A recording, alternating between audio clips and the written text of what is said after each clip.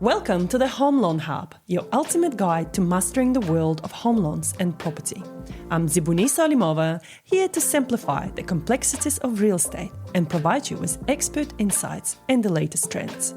Whether you're a first-home buyer, an experienced investor, or simply curious about the property market, this podcast is for you. Join me each week as we unlock the secrets to property success and help you make informed decisions. Let's dive into the world of property together. Hello, Trevor. Trevor Garrett from Red LBP. Thank you so much for joining me this morning. No worries. Many thanks for the invite. Thank you. It's an absolute pleasure to have you because I believe in your services. I believe you provide something incredible for especially buyers out there, the vendors as well, but the buyers. Let's talk about who you are and what you do. What are your qualifications? So I've been in the industry for almost 4 decades, and so along the way I've picked up quite a few qualifications. My earlier ones were trade qualifications, trade cert and advanced trade certificate, and then later, as I worked my way along my career, I got a national diploma in construction management, and then later I did a master's degree at a British university.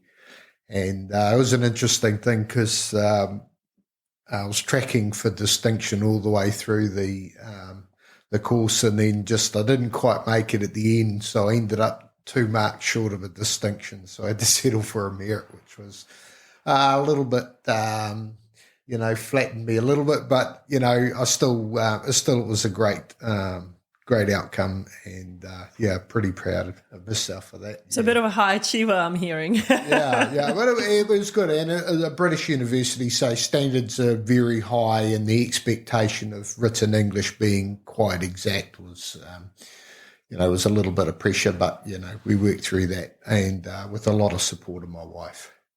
No, that's awesome. So, what brings you to this industry? What is Red LBP? Can you? So Red LBP originated out of Christchurch on the back of the earthquake damage, and Dan, one of our directors, he spent a lot of time assisting people trying to get a better result out of EQC. At times, we're trying their best to spend as little as possible and get away with as much as possible. So Dan spent a lot of time supporting people and trying to get a better bang for their buck. And so that was kind of the where it started. And then now we're a national company. We've actually got just signed up yesterday a new player in our team, so we're up to 30 now. Wow. And so we're a truly national company, and we're pretty proud of that because the growth has been quite massive in the last, really a lot in the last 2 years, but it's been progressing for 5, 6, maybe more years now. So what areas do you cover personally? If it's a national brand, what's your area of coverage? So my franchise area is Kapiti and Porirua. But I have a lot of support around me because we have guys who work in Wellington and the Hut and Horowhenua and places north. But those are the people around me. So at times when we get really busy, we support each other in the various areas. So, if I'm not free at a said time, often we can call one of the other guys to help people because time is always of the essence. Okay, that's awesome when you do have a team that you can sort of fall back on because, as you said, time is of the essence. As you often would, what sort of reports would you be doing? Is it first-time buyers? Is it vendors reports? Yeah, so I do a combination of the both. Vast majority of my reports are for vendors. I think because Kapiti Porirua is quite a mature market, and so a lot of vendors do go to market with their reports. And then the balance are buyers. And for us, there's no difference between the two. Reports vendor or purchaser. We report facts and leave other stuff behind. And so our product should be the same. Doesn't matter which side of the transaction is paid for. It's good that you mentioned that, because often, buyers come to me and they say, the vendor has already prepared a report. Can we use that? Or should we be getting our own report and things like that? When I see Red LBP, I'm like, it's trusted, go for it. If I see other companies, because I don't really know well of them, I am a bit suspicious, and I would normally recommend the buyers to go and get their own report if they can. Yeah, most lawyers would tell their clients they should get their own report. And that sometimes stems from the fact that the vendor's report, say through a purchaser's eyes, is in the vendor's name. There's no duty of care. But what we do is when we do a vendor's report, we'll actually transfer the name of that report into the buyer's name. And then there is no issues of duty of care. And that makes people a lot happier and a lot more confident. Sometimes can make the transaction cheaper, because if they're not having to pay for a full report, they can get our one. So, and that's quite attractive to a lot of agents. It means also people are not having multiple organisations tramping through their house and get it done once and all as well. What sort of reports do you do? Like, what's the range there? So we do it. We've got a few different types of reports. We'll do a maintenance report for those people who are not necessarily selling, but they may want get ahead on just some help, some advice. Sort of categorise things, big things, small things. What needs to be done now or in the future, and help them make a plan for their home. Other reports are just the standard pre-purchase report, which is suitable for a vendor or a purchaser. And then there's the more riskier homes, the monolithics. We will do a weather tightness report, which is quite a bit thicker. It's quite a higher level of scrutiny gets applied to the house, particularly on that weather tightness element. And so they're a bit more expensive, but you get a lot more closer review of the property. Yeah, because that was going to be my question: is do you do moisture testing? Yes. So when it comes to moisture testing, there's quite a number of different products on the market. Some of the mainstream guys only use a device that will only measure 40 mils into the wall, where more advanced gear will measure right through the wall, so up to 120 millimetres. So a house could potentially have some weather tightness issues, and the lesser moisture meter may not pick them up. And I've had that happen a few times where I've gone into a property for a purchaser and found that there were moisture level, issues that we found that the previous guy didn't. So which is a bit of a shame. And I do from time to time speak to a couple of my competitors and make some suggestions. Sometimes they're interested, and others, go away, mind your own business. It's okay. I'd like to help everybody. So I was about to say, you sound like a very helpful guy, Trevor.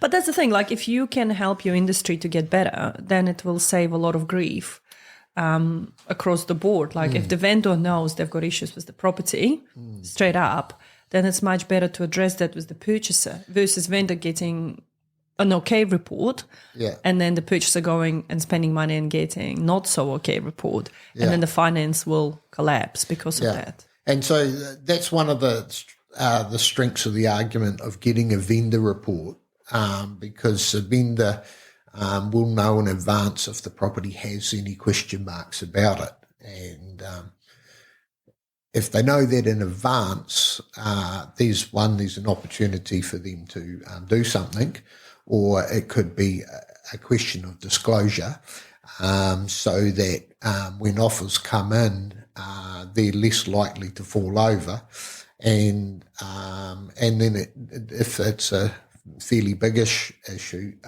then the price would be set fairly. reflective of that. Yeah, and so real estate agents generally prefer to have a builder's report to go to market, because then because of the way they get paid too. If they don't sell something, they don't get paid, so they like it.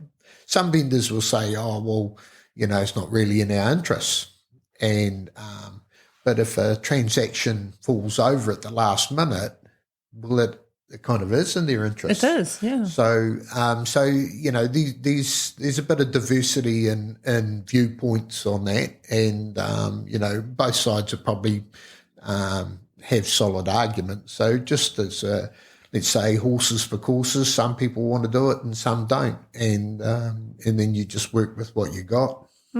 But I'm a great believer of forewarned is forearmed, yeah, right? agreed. So if you know, what you're dealing with. So Trevor, when you're expecting a house, what are you actually looking for in there? So we've been talking about weather tightness. Probably the most primary thing is the exterior envelope performing? Is the roof sound, or is it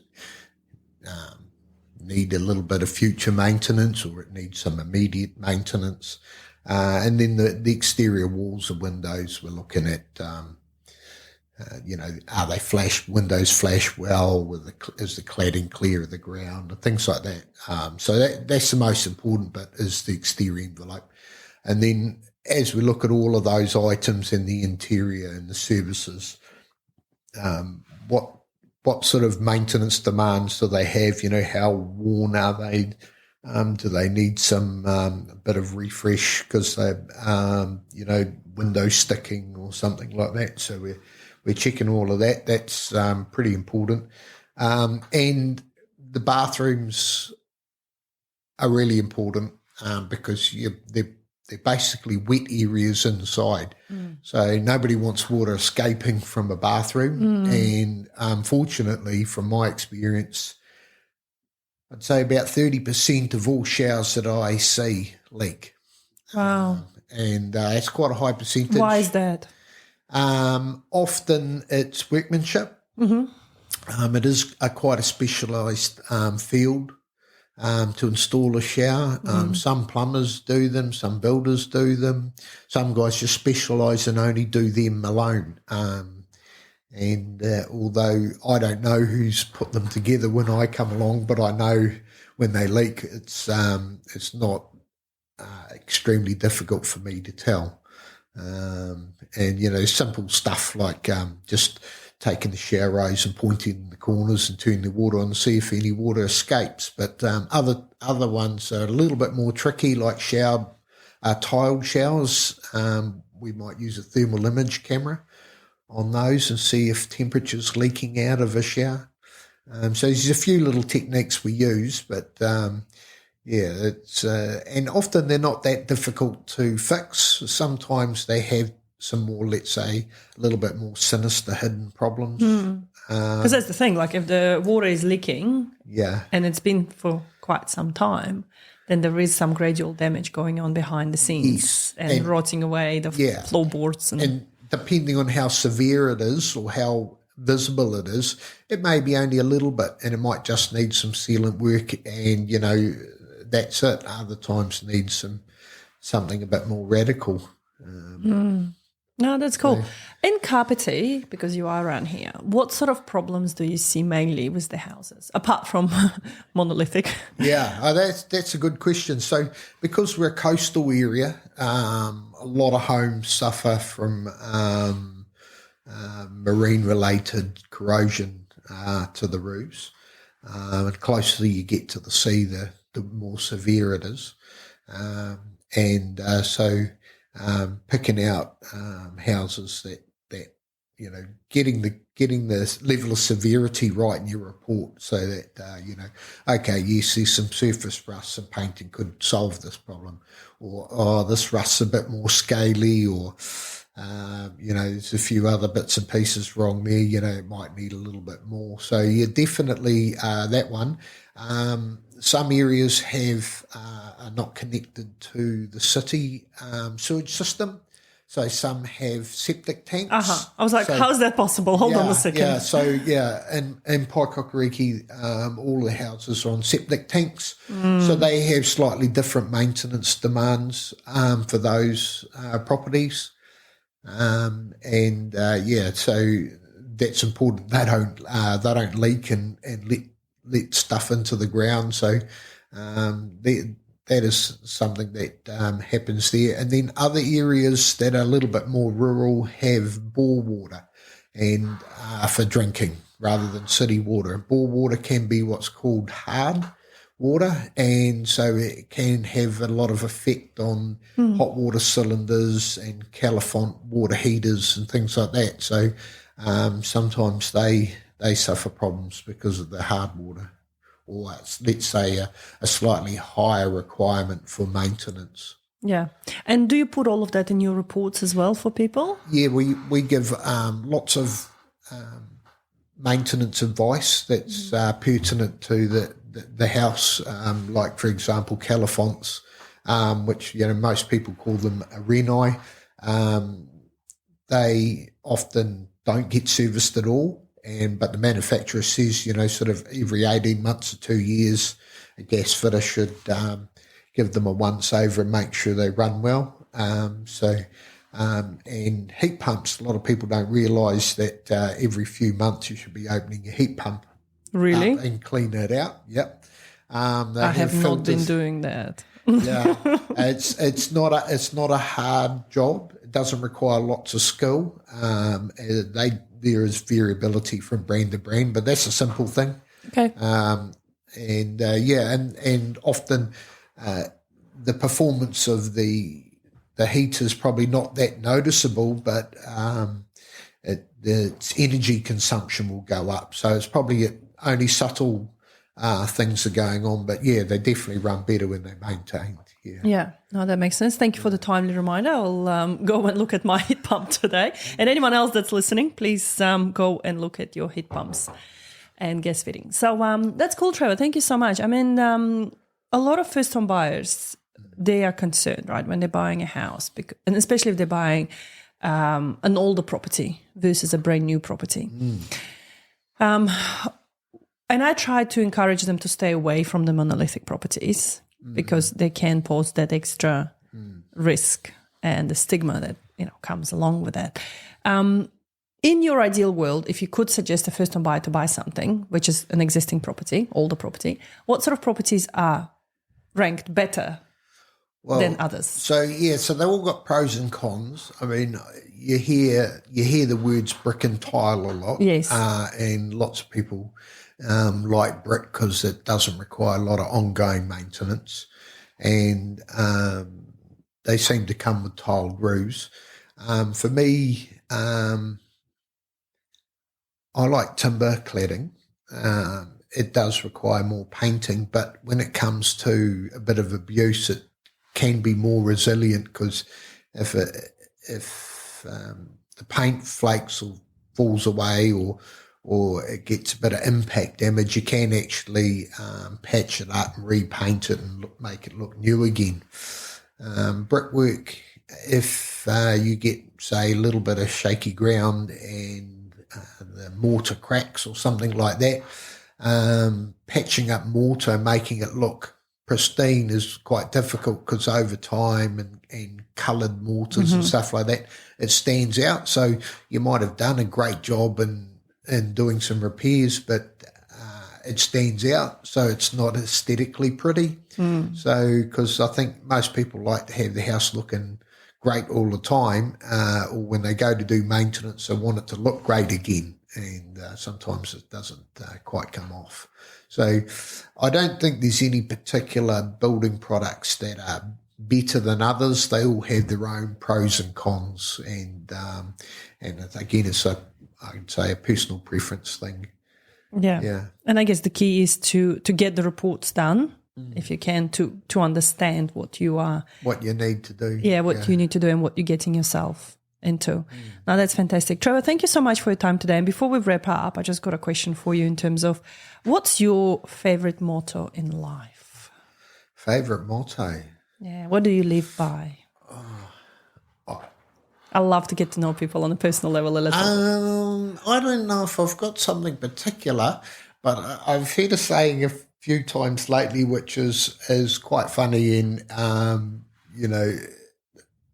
I've had conversations with people recently, and sometimes it always gets the politics and stuff, and you're really not enjoying hearing the discussion, or it's fruitless because it just goes around in circles. It doesn't have to be politics, but conversations go around in circles. And